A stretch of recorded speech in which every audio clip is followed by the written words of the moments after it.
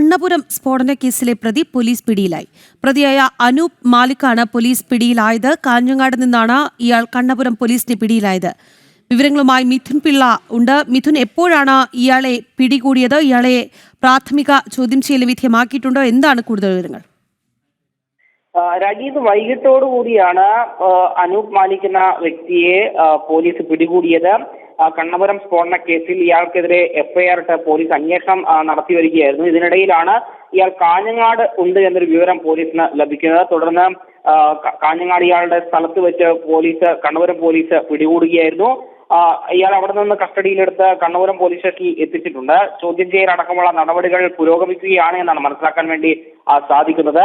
ഏതായാലും ഈ കേസിലെ പ്രധാന പ്രതികളിൽ ഒരാളാണ് ഈ അനൂപ് മാലിക് എന്ന് പറയുന്ന വ്യക്തി. കാരണം ഇയാൾക്ക് എതിരെ നിലവിൽ തന്നെ ഏതാണ്ട് 7 കേസുകൾ സമാനമായ രീതിയിലുള്ള കേസുകളുണ്ട്.